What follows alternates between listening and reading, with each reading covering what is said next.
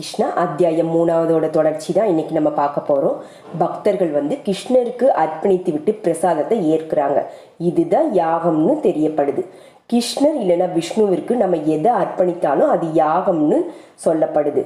இந்த பௌதீக உலகத்துல நம்ம எந்த காரியத்தை செய்தாலும் அங்க நம்ம தெரியாமலே சில பாவங்களும் விளையுது.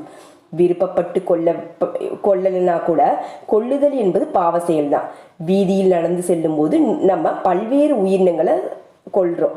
நீர் பருகும் போது கொலை செய்கின்றோம். நீர் பானைக்கு கீழே இருக்கக்கூடிய பல்வேறு எறும்புகளும் சின்ன சின்ன சிறு உயிர்களும் கொல்லப்படுது. நெருப்பு மூட்டும் போது அந்த நெருப்புல எத்தனையோ உயிரினங்கள் எரிக்கப்படுது. அம்மிக்கல் இல்லைன்னா உரலை கொண்டு வாசனை பொருட்களை அரைக்கும் போதும் பல்வேறு சின்னஞ்சிறு உயிரினங்கள் கொல்லப்படுது. இது எல்லாமே பொறுப்பு நம்ம தான். தெரிந்தோ தெரியாமலையோ நம்ம பாவ செயல்ல பந்தப்படுறோம்.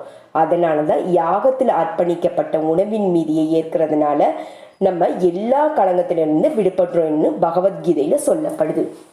இதற்கு பதிலா கிருஷ்ணருக்கு அர்ப்பணிக்காமல் தான் மட்டும் சாப்பிட்றதுக்காக சமைக்கிறவங்க பாவத்தையே சாப்பிட்றாங்க. அதாவது கடவுளுக்கு ஃபர்ஸ்ட் அர்ப்பணம் செய்துட்டு அதுக்கப்புறம் நம்ம சாப்பிடணும்னு. இதுதான் நம்முடைய நிலை. அதனால புலன்களை கட்டுப்படுத்த முடியாத மக்கள் பௌதீக மயமான வாழ்வுல ஈடுபட்டு பல்வேறு உயிரினங்கள்ல மீண்டும் மீண்டும் பிறந்து இறக்குறாங்கன்னு சொல்லப்படுது. இப்ப என்னுடைய மறுபிறவி எப்படி இருக்கு என்பதை எனக்கு தெரியாது. ஆனா மறுபிறவி நிச்சயமா இருக்கு. இப்ப நமக்கு முன்னாடி எத்தனையோ வகையான உயிரினங்கள் இருக்குது. நான் அதுல எப்படி வேண்டுமானும் பிறக்கலாம். நான் தேவர்கள்ல ஒருவராகலாம், பூனையாகலாம், நாயாகலாம், பிரம்மாவாகவும் கூட ஆகலாம். எத்தனையோ உடல்கள் இருக்கு.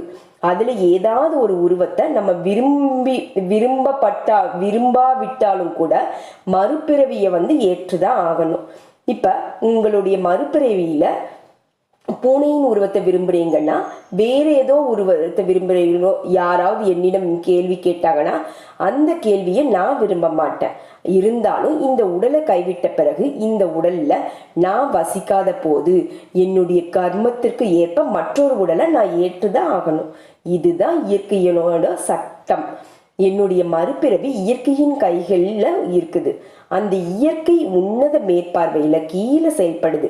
எனக்கு பிரம்மாவின் உடலை கொடுங்க, எனக்கு இந்திரன் இல்லைன்னா மன்னன் அல்லது ஏதாவது ஒரு உயர்ந்த உடலை கொடுங்கன்னு உங்களால கட்டளையிட முடியாது. அது உங்களுடைய கையிலேயே கிடையாது. என்னுடைய கையிலும் கூட கிடையாது.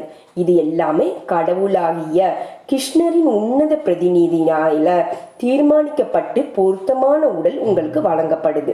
அதனாலதான் கிருஷ்ணரின் திரும்பி செல்வதற்கு உதவக்கூடிய உடலை தயார்படுத்துதல் நம்முடைய கடமையாகும். இதுதான் கிருஷ்ண உணர்வு. உன்னத அதிகாரியான பிரகலாத மகாராஜருடைய கூற்றின்படி நம்ம மற்றவர்களிடம் அறிவுரையை பெற வேண்டியது அவசியம். ஆன்மீக குருவிடமிருந்து அறிவுரையை பெறணும். ஒருவரை குருவாக ஏற்கலன்னா அவரிடமிருந்து அறிவுரைகளை பெறக்கூடாது. ஒருவருக்கு நல்ல குரு கிடைச்சாலும் அவங்க இந்த பௌதீக உலகத்துல இருப்பதற்கு உறுதி கொண்டிருந்தாங்கன்னா அவங்களால கிருஷ்ண உணர்வை அடைய முடியாது. இந்த பௌதீக உலகத்திலேயே வாழ்ந்து பௌதீக வாழ்க்கையை அனுபவிப்பதற்கு தான் உறுதி கொண்டிருந்தாங்கன்னா அப்ப கிருஷ்ண உணர்வு அவருக்கு அசாத்தியமானதாக இருக்கும்.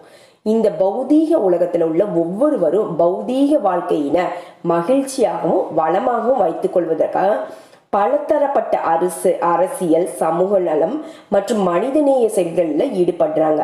ஆனா அந்த மகிழ்ச்சியும் வளமும் சாத்தியமே இல்லை. ஒருவர் எத்தனை வசதிகள் செய்தாலும் இந்த பௌதீக உலகத்துல அவங்களால மகிழ்ச்சியா இருக்க முடியாது என்பதை புரிந்து கொள்ளணும். இதற்கு ஒரு எடுத்துக்காட்டுன நான் பல முறை வழங்கியிருக்கேன். நீங்க ஒரு மீனை நீரில இருந்து வெளியே எடுத்து அதுக்கு ரொம்ப வசதியான பஞ்சுமெத்தையில் வழங்கலாம். ஆனா அப்போது கூட மீனால மகிழ்ச்சி இருக்க முடியாது. அது செத்துரும். ஏன்னா மீன் நீரில் வசிக்கக்கூடியது ஒரு உயிரினம்.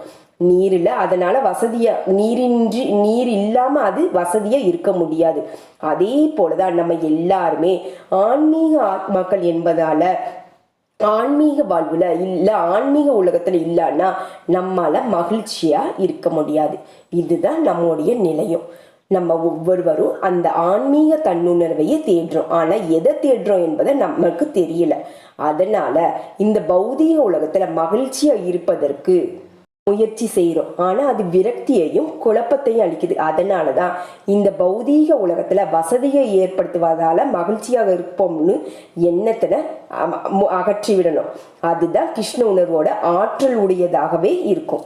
ஹரே கிருஷ்ண கிருஷ்ண கிருஷ்ண ஹரே ஹரே, ஹரே ராம ராம ராம ஹரே ஹரே, ஹரே கிருஷ்ணா.